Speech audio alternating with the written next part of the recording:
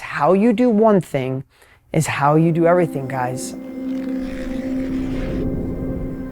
this episode of Lessons for My Kids, we're here seeing behind the scenes of the lessons I've been planning for over 10 years to record for my children so they can access them at any time in their life to reach that level of abundance, happiness, and joy that I hope with all of me that I'm translating to them, that I've learned through my own miserable mistakes and accomplishments I only once dreamed of. Hey, it's Dean Graziosi. Really great to have you here if you're from the outside, but really, you're getting a look on the inside. This is for you, Brianna and Brody.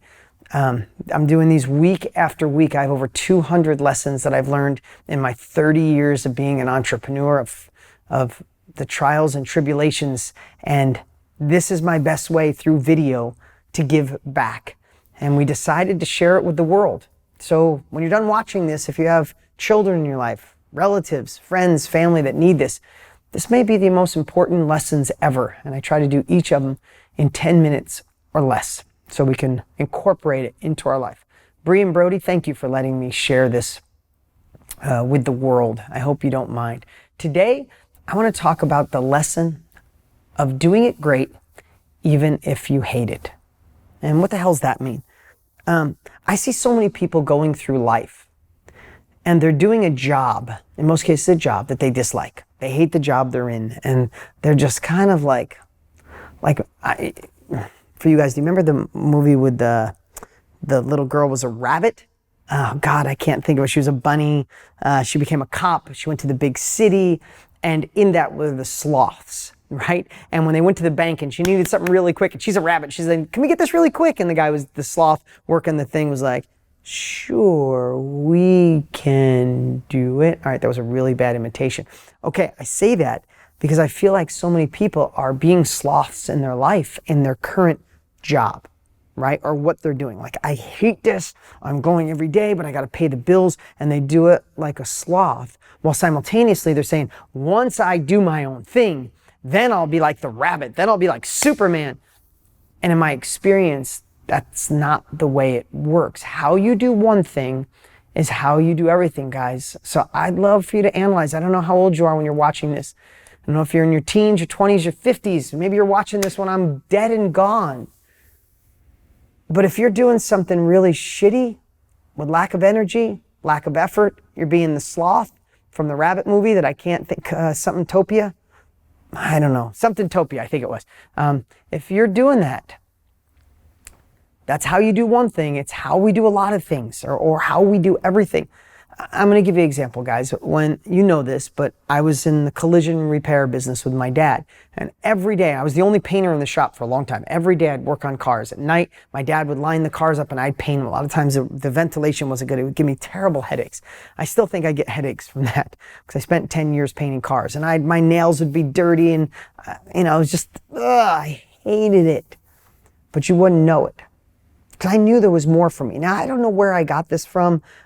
Maybe, you could be born with it, but I don't know. But I know it worked.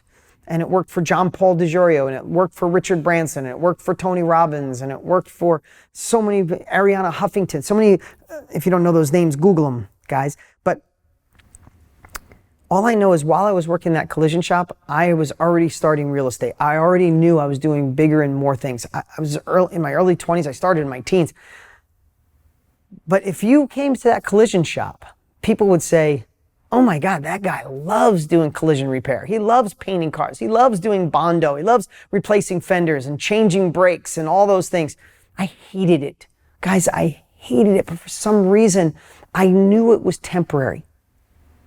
But I also somehow, I think it was intuitively, I'd love to look back and go, I knew exactly what I was doing. I had hell no, I didn't know what I was doing. I just knew I wanted out of there and I wanted more. But I treated that with full gusto, with full excitement. And when customers came in, when they left, they're like, damn, that guy's on fire.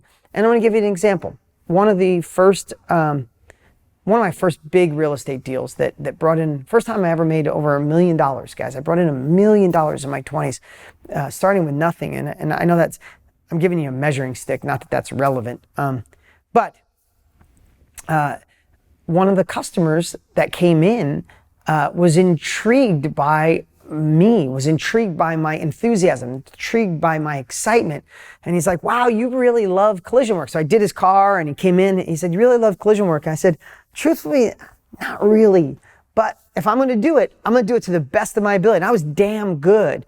But I was already working on real estate. I already owned some apartments. I was already doing some subdivisions, like literally. So cars during the day, guys. So remember, in today's world, everybody wants fast, quick. It's always more work than people think. I mean, I worked on cars from 8 in the morning till 5, went and ate, had a pager on my side because I drove a tow truck all night. If there was an accident, I'd go get it no matter what time in the middle of the night. The police paged me. But at night, I'd work on houses. And sometimes I'd work till 12, 1 o'clock in the morning, get up, do the whole thing over again.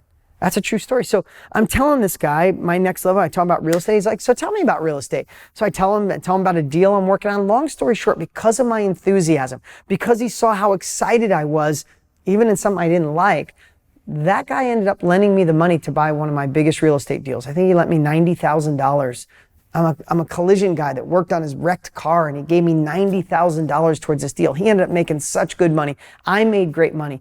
But that was just one example of my entire life of how I did one thing with passion. I did one thing, I dug deep, I got it done. I wasn't the sloth. I was the guy that looked like he loved cutting firewood. I was the guy who looked like he loved fixing and painting cars. I was the guy that looked like he loved doing insulation and sheetrock and sanding and being full of dust and plumbing and carpentry and everything. I did all those things. And if you would have walked in while I was working on one of my apartments, you think, oh my God, that Dean loves that construction. I didn't love getting up I worked all winter outside when I was building houses. I'd be up on a roof, putting a roof on when it's 4 degrees out. My finger's so cold. You have your fingers so cold that you got to bend them back out and you can't feel them and your fingers can't even talk. I didn't like that. But man, if you saw me, you'd think I did.